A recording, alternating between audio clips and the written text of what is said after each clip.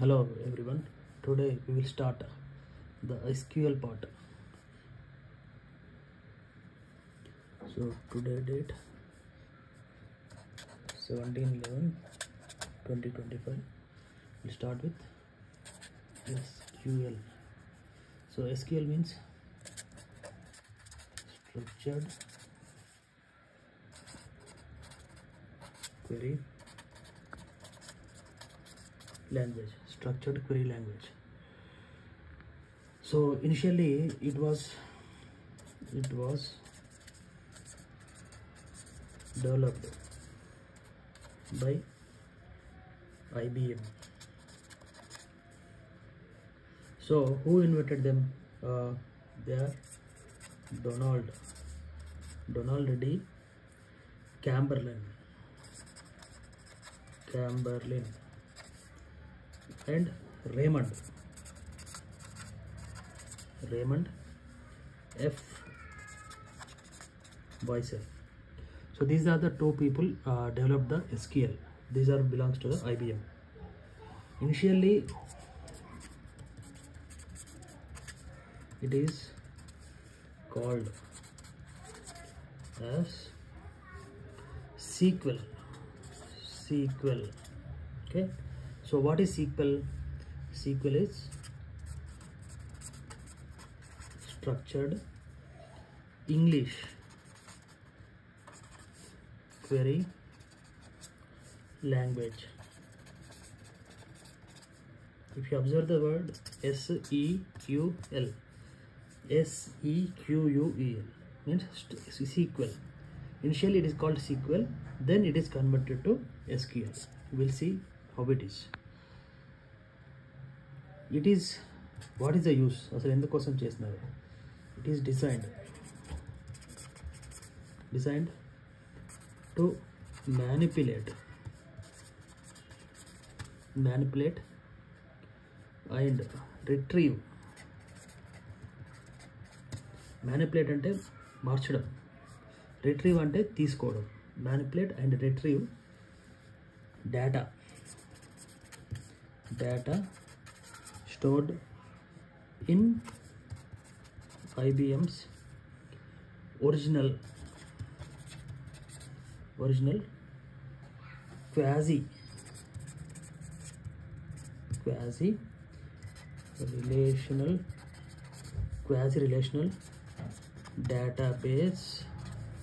relational database management system. Quasi-relational database system. Okay. Next, system R. So system R is the group of IBM. Okay, group of IBM. So their San Jose Research Laboratory. System are అనేది group of ఐబిఎంకి సంబంధించింది. Group of IBM ఇందులోపల San Jose research academy laboratory. ఈ San Jose research laboratory అనేది ఎప్పుడిది 1970s లోపల ఈ system are అనేది యూజ్ చేయడం జరిగింది. దేనికోసము? SQL కోసం. అసలు నెక్స్ట్ ఏంటనేది చూద్దాం. సో సిస్టమ్ ఆర్ చెప్పినాం కదా, ఈ సిస్టమ్ ఆర్ అనేది దేనికోసం అంటే relational database language.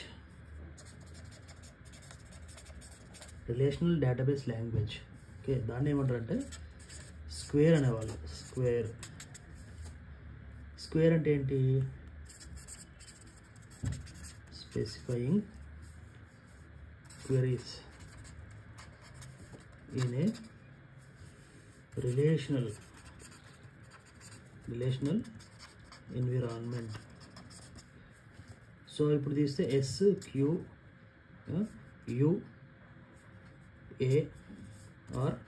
SQUARE square అనేది వచ్చింది. బట్ ఈ స్క్వేర్ని యూజ్ చేయడం కష్టమైంది. Because it was difficult It was difficult because reason ఏంటి? Because to use the superscript and subscript. Superscript and subscript. ముందు సబ్స్క్రిప్ట్ రాస్తారు జనరల్గా. ఓకే, సో ఆ నోటేషన్స్ వాడడం కష్టమే, మనకి ప్రాబ్లం అయింది. ఓకేనా? సో దెన్ తర్వాత ఏమైంది? 1973 లోపల ఇందాక చెప్పినాం కదా శాన్ జోస్ రీసెర్చ్ ల్యాబొరేటరీ అని. సో ఈ 1973 లోపల ఈ శాన్ జోస్ రీసెర్చ్ ల్యాబ్ అనుకోండి, రీసెర్చ్ ల్యాబ్. సో వాళ్ళు ఈ స్క్వేర్ పైన వర్క్ చేయడం స్టార్ట్ చేశారు. They started working on the square. Initially it is sequel నుండి స్క్వేర్ మారింది. స్క్వేర్ నుండి ఎటు మారింది? స్క్వేర్ నుండి ఎస్క్యూఎల్గా మారింది. ఎందుకు ఇట్లా మారింది అంటే ఈ సీక్వెల్ ఏదైతే ఉందో ఈ సీక్వెల్ అనేది ఒక ట్రేడ్ మార్క్ అంటే ఇది ఒక నేమ్, ఒకదానికి కన్ఫైన్ అయి ఉంది, మిగతా వాళ్ళు వాడడానికి లేదు, అందుకోసమని. సో స్క్వేర్ ఎందుకు లేదు అంటే స్పెసిఫైయింగ్ క్వెరీస్ అనే రిలేషనల్ ఎన్విరాన్మెంట్ పర్పస్ అదే, కానీ దాన్ని కొంచెం షార్ట్కట్గా మార్చేసి ఎస్క్యూఎల్గా ఫర్దర్గా మార్చడం జరిగింది. సో ఎస్క్యూఎల్ అంటే ఏంటి? ఇప్పుడు ఫర్దర్గా మారినప్పుడు structured query language SQL. Okay, ఇప్పుడు దీని హిస్టరీ చూద్దాం, అసలు ఎప్పుడు స్టార్ట్ అయింది ఏంటనేది. సో నెక్స్ట్ ఈ టెస్టింగ్ అయితే ఎప్పుడైతే after making this SQL they started testing it at ఎక్కడ? కస్టమర్ సైట్స్ దగ్గర టెస్ట్ చేసి టు determine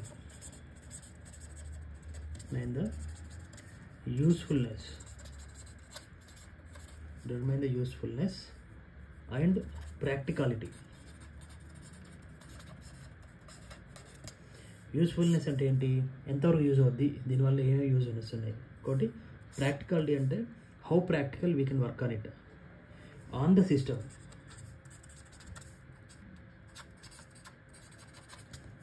పైన. ఓకే, సో ఆ రకంగా దీన్ని స్టార్ట్ చేయడం జరిగింది. సో ఫస్ట్ IBM ఏం చేసిందంటే IBM began developing commercial SQL products using R prototype. ఇది మనకు అంత అవసరం లేదు, బట్ ఇన్ఫర్మేషన్ కోసం. So it includes System 38, then SQL DS, okay, DBMS అనమాట 1981, then IBM DB2 ఇది ఎప్పుడు 1979, ఇంకా 81, 83. ఓకే, సో అప్పుడు అనమాట ఇవి వచ్చినాయి. దెన్ ఒకసారి టైం లైన్ చూస్తే ఓకేనా, టైం లైన్ చూద్దాం. టైం లైన్ ఏంటంటే సో ఫస్ట్ ఈ ఎస్క్యూఎల్ అనేది ఎప్పుడు మొదలైందంటే 1986 ఇంకా 87 ఆ టైంలో స్టార్ట్ చేస్తున్నారు. అప్పుడు ఏమని పిలిచేవాళ్ళు దీన్ని? SQL 86 ఆర్ SQL 87 అనేది నేమ్. సో అప్పుడు దీనికోసం వాడింది first formulated by ANSI. Computer స్టూడెంట్స్కి ఆల్రెడీ ANSI గురించి తెలిసి ఉంటుంది. సో దీనికి ఇంకొక కోడ్ ఏంటంటే అక్కడ వాడింది FIPS పబ్లిక్ పబ్ 127. సో ఇది ఫస్ట్ స్టార్ట్ అయింది 1986-87, వెరీ ఫస్ట్ వర్షన్. దీని తర్వాత చాలా వర్షన్స్ వచ్చి ఇప్పుడున్న అడ్వాన్స్ వరకు మనం ఇయర్ బై ఇయర్ చూద్దాం. అన్ని ఇయర్స్ ఉండవు, ఎప్పుడైతే వాళ్ళు చేంజెస్ చేసినారో ఆ ఇయర్స్ మాత్రమే ఉన్నాయి, చూద్దాం. ఓకేనా, నెక్స్ట్ వచ్చేసి 1989. ఈ 89లో ఉన్నదాన్ని SQL 89 అనేది నోటేషన్. ఓకే, సో దీని లోపల చిన్న మైనర్ రివిజన్స్ చేసినారు, మైనర్ చేంజెస్, కొన్ని చేంజెస్ జరుగుతుంటాయి కదా. సో ఆ చేంజెస్ ఏంటంటే ఇంటిగ్రిటీ కన్స్ట్రైంట్స్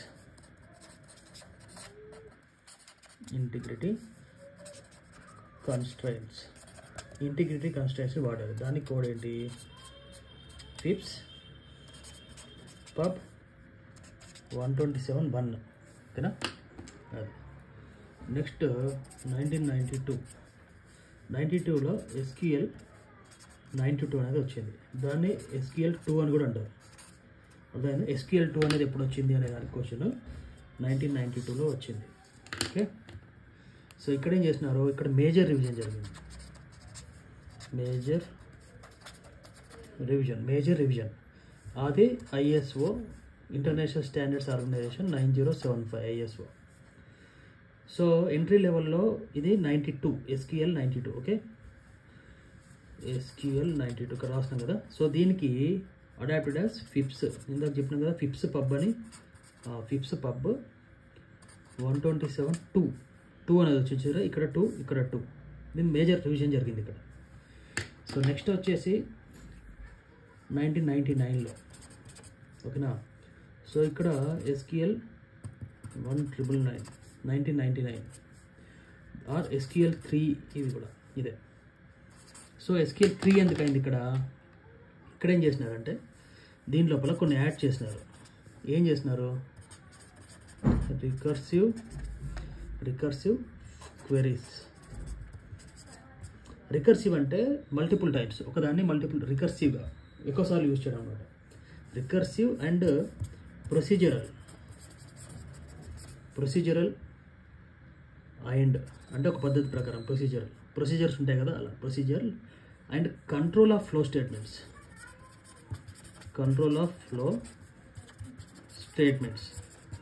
అర్థమైంది? Control of flow statements and also object oriented features. ఇది మెయిన్ ఇంపార్టెంట్ మనకి, తర్వాత యూజ్ చాలా ఆబ్జెక్ట్ ఓరియంటెడ్ ఫీచర్స్. ఓకే, ఈ ఆబ్జెక్ట్ ఓరియంటెడ్ ఫీచర్స్ అనేది మనకి ఈవెన్ జావాలో అక్కడిక్కడ వస్తుంటాయి కదా. సో దీనికి దాని రిలేషన్షిప్ ఏంటనేది కూడా అర్థం అవుతుంది. బట్ ఇక్కడ ఇంపార్టెంట్ పాయింట్ ఏంటంటే 1999 లోపల SQL 3 మేజర్ రివిజన్ ఏం యాడ్ చేస్తున్నారు? Recursive queries, procedural and control of flow statements, then object oriented features. Okay, SQL 3. SQL 2లో మేజర్ రివిజన్ జరిగింది, అది SQL 92 తర్వాత 99 అంటే 7 years తర్వాత థర్డ్ పార్ట్ వచ్చింది. రికర్సివ్ క్వెరీస్ వచ్చినాయి, ప్రొసీజరల్ ఫంక్షనాలిటీ వచ్చింది, కంట్రోల్ ఆఫ్ ఫ్లో స్టేట్మెంట్స్ వచ్చినాయి, నెక్స్ట్ ఆబ్జెక్ట్ ఓరియంటెడ్ ఫీచర్స్ కూడా వచ్చినాయి. దీని తర్వాత నెక్స్ట్ వచ్చేసి 2003. ఓకే, 2003ని SQL 2003 అని కూడా మనం వాడతాం. సో 2003లో ఏం జరిగిందంటే ఏమి ఇంట్రడ్యూస్ చేశారు? XML. సో XML అనేది ఒక ఎక్స్టెన్సివ్ మార్కప్ లాంగ్వేజ్, దానికి సంబంధించి తర్వాత చూద్దాం. Is related features. ఓకేనా? XML అనేది ఇంట్రడ్యూస్ అయింది బేసిక్గా. Also Windows functions, XML features ఇంకా విండోస్ ఫంక్షన్స్, అండ్ దాంతోపాటు columns with auto generated values.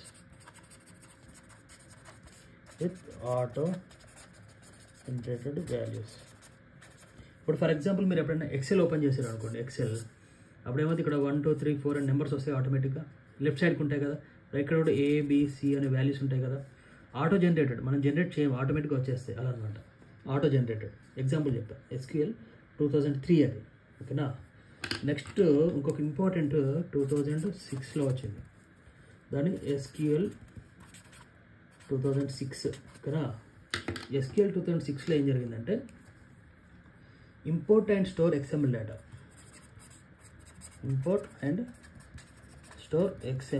Data.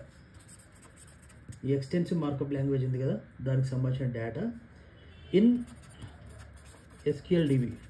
ఇక్కడ నుంచి DB అంటే డేటాబేస్ అనమాట.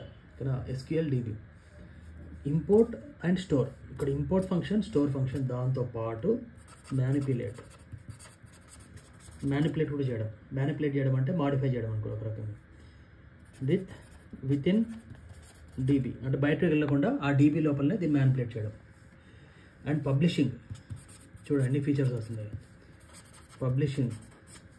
Publishing SQL data in XML form, extensive markup language form. Okay, so వీళ్ళు ఇక్కడ ఏం యూజ్ చేశారు, XQuery అనేదాన్ని యూజ్ చేశారు దీనికి. ఓకేనా, XQuery అనేది అప్పుడు వచ్చింది. ఇదంతా ఎవరు చేసారు, W3C అనే వాళ్ళు చేశారు. ఈ W3C అంటే ఎవరు, W3C అంటే వరల్డ్ వైడ్ వెబ్. చూడండి WWW world wide web consortium వాళ్ళు ఇది తయారు చేసింది. ఎందుకోసం చేస్తున్నారు మరి, ఏదో ఒక రీజన్ ఉండాలిగా. ఏంటంటే కాంకరెంట్లీ అంటే ఎట్ ద సేమ్ టైం ఇక్కడ రాసుకోండి. సేమ్ టైం అంటే ఒకటేసారి అనమాట. Concurrently access ordinary SQL and XML documents, SQL and XML docs. అర్థమైందా, అంటే ఈ SQL XML ఈ సంబంధించిన డాక్యుమెంట్స్ ఏవైతే ఉన్నాయో వాటిని కాంకరెంట్గా యూజ్ చేయడానికి ఒకటేసారి సేమ్ టైం అనమాట. సో ఇక్కడే ఏమేమి వచ్చినాయి SQL 2006లో, import function, store, manipulate, publishing, XQuery వాడడము. ఈ XQuery అంత ఎవరు తీసారు, W3C అంటే ఏంటి, వరల్డ్ వైడ్ వెబ్ కన్సార్టియం. ఇదంతా ఎందుకోసము, concurrently access the SQL and XML docs. Access చేయడం అంటే ఏంటి, ఇంపోర్ట్ చేయడం, స్టోర్ చేయడం, మ్యానిపులేట్ చేయడం, పబ్లిష్ చేయడం, ఇవన్నీ పనులు ఒకటేసారి చేయడం. దేని ద్వారా, SQL ప్లస్ XML ఈ క్వెరీ ద్వారా. సో ఇదంతా కూడా ఫంక్షనాలిటీ వచ్చేసింది 2006లో. ఓకే, నెక్స్ట్ మనకి ఎప్పుడు వచ్చింది, 2008లో వచ్చింది. దాని పేరు ఏంటి, SQL 2008. దీంట్లో ఏమి వచ్చినాయి కీవర్డ్స్,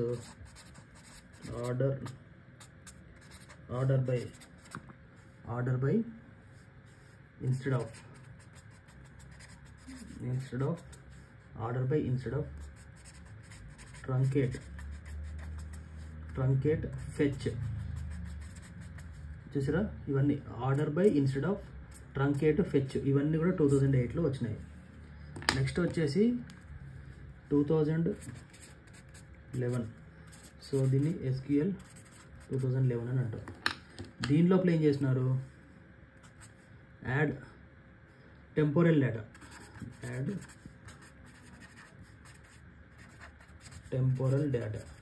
ఈ టెంపోరల్ డేటా అంటే ఏంటనే తర్వాత తెలుస్తుంది. సో దీని లోపల పీరియడ్ ఫర్ అనే దాన్ని వాడినాం. సో ఇది దేనికోసము, for fetch class. Okay, so next వచ్చేసి ఏంటి, 2016లో ఏం చేసినాము, SQL 2016. ఓకే, దీని లోపల ఏం చేసినామంటే యాడ్స్, రో కాలమ్స్ అంటాం కదా. సో రో ప్యాటర్న్ మ్యాచింగ్, పాలిమార్ఫిక్ వర్డ్ చూడండి, పాలిమార్ఫిక్. మన కూప్స్ కాన్సెప్ట్లో పాలిమార్ఫిజం వస్తుంది కదా, similar way polymorphic table functions and operations on JSON data. JSON files అని ఉంటాయి, ఆ తర్వాత చెప్తాం. JSON files data stored in character string fields. చూడండి ఇక్కడ ఒకదానికొకటి ఎట్లా లింక్ అవుతుంది అది స్లోగా, క్యారెక్టర్ స్ట్రింగ్ ఫీల్డ్స్. ఓకే, ఇది. సో ఇక్కడ ఏం జరిగింది, 2016లో యాడ్స్ రో pattern matching, polymorphic table function and operations on ఇక్కడ JSON data stored in character string fields.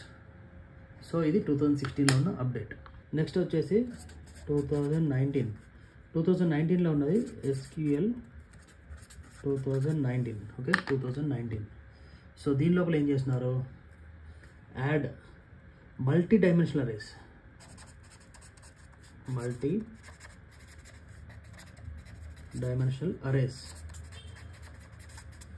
Dimensional arrays. Okay, దాంతోపాటు టైప్స్ అండ్ ఆపరేటర్స్, అర్థమైందా? 2019లో వచ్చినాయి ఏంటంటే మల్టీ డైమెన్షనల్ అరేస్ ఇంకా టైప్స్ అండ్ ఆపరేటర్స్, ఇవి వచ్చినాయి. దీని తర్వాత 2023 SQL 2023. ఓకేనా? సో రీసెంట్ అనమాట. దీంట్లో ఏం చేసినారు, యాడ్స్ డేటా టైప్స్ అనేది వచ్చింది ఇక్కడ. డేటా టైప్ JSON, దీంట్లో SQL అండ్ ఫౌండేషన్, ఓకేనా? SQL foundation. Then property